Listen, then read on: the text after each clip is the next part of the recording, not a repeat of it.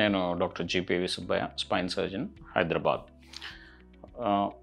ఇప్పుడు ఆపరేషన్ ముందు ఈ బ్లడ్ థిన్నర్స్ అనే మెడిసిన్స్ ఉంటాయి. అంటే ఈ రక్తం పలచబడడానికి మెడిసిన్స్ వాడుతూ ఉంటారు. కామన్గా వాడే మెడిసిన్స్ ఏంటంటే ఈ యాస్పిరిన్ కానీ, ఈ క్లోపిడోగ్రిల్ అని చెప్పి మెడిసిన్స్ వాడుతూ ఉంటారు. ఇవి కాకుండా చాలా బ్లడ్ థిన్నర్స్ ఉన్నాయండి.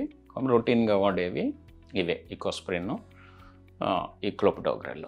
ఇది ఎక్కువగా ఏమైనా హార్ట్ రిలేటెడ్ ప్రాబ్లమ్స్ ఉన్నవాళ్ళు కానీ, లేకపోతే ఈ బ్రెయిన్ స్ట్రోక్ వచ్చిన వాళ్ళు కానీ, రక్తనాళాల్లో క్లాట్స్ డెవలప్ అయిన వాళ్ళు కానీ ఇవి ఎక్కువ కాలం వాడుతూ ఉంటారు. అంటే హార్ట్ ప్రాబ్లమ్స్, ఈ బ్రెయిన్ స్ట్రోక్ ప్రాబ్లమ్స్, ఈ క్లాట్స్ ఫామ్ అయిన వాళ్ళల్లో ఇవి రెగ్యులర్గా వాడతారు అన్నమాట.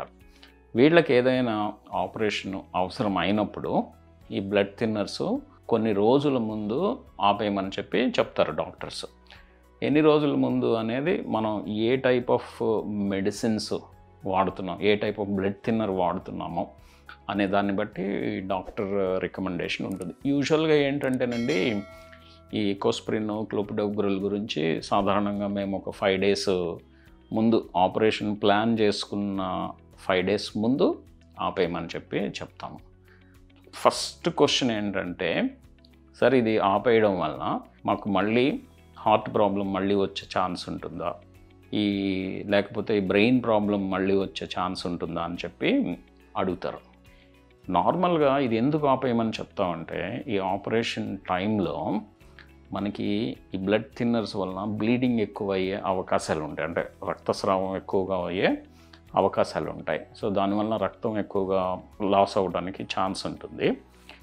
రెండోది, సర్జరీ అయిన తర్వాత బ్లడ్ క్లాట్స్, హెమటోమా, అప్పుడు సర్జరీ చేసిన ఏరియాలో ఈ బ్లడ్ క్లాట్స్ ఫామ్ అవ్వడం, ఈ బ్లడ్ క్లాట్స్ ఫామ్ అవ్వడం వలన పోస్ట్ ఆపరేటివ్ పెయిన్ ఎక్కువగా ఉంటుంది. ఆపరేషన్ తర్వాత నొప్పి ఎక్కువగా ఉంటుంది.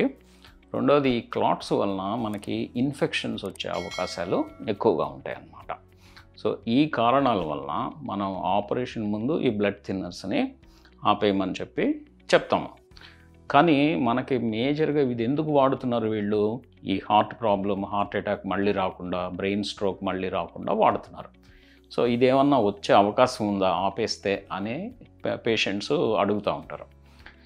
ఈ ప్రాబ్లం రాకుండా ఉండడానికి మేమేం చేస్తామంటే, ఈ లో మాలిక్యులర్ వెయిట్ హెపారిన్స్ అని ఒక గ్రూప్ ఆఫ్ మెడిసిన్స్ ఉన్నాయి.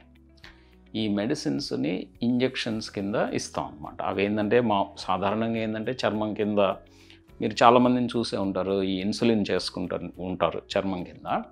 సో అలా చేసుకోమని చెప్పి చెప్తాము. అది 48 hours బిఫోర్ సర్జరీ ఆపేయమని చెప్తాము.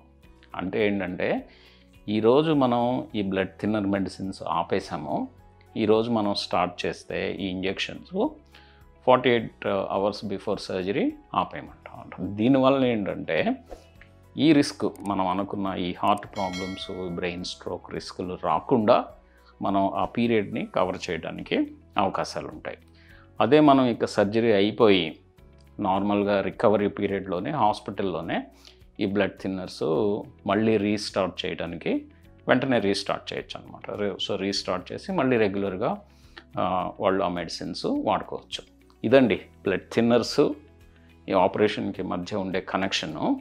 ఇంకొక ప్రాబ్లం ఏంటంటే, ఈ బ్లడ్ థిన్నర్స్ తీసుకున్న వాళ్ళల్లో ఒక్కొక్కసారి మనకి ఎమర్జెన్సీ ఆపరేషన్స్ చేయాల్సిన అవసరం వస్తుంది. అంటే ఈ 5 days 1 week వెయిట్ చేసే టైం మనకు ఉండదు అనమాట. ఇటువంటి వాటిలలో ఇంకా తప్పనిసరిగా ఎమర్జెన్సీ కాబట్టి తప్పనిసరిగా ముందుకెళ్ళి ఆపరేషను చేసేస్తాం అనమాట. అంటే దానికి నెససరీ జాగ్రత్తలు తీసుకొని, ప్రికాషన్స్ తీసుకొని సో ఆపరేషన్ను చేసేస్తాం.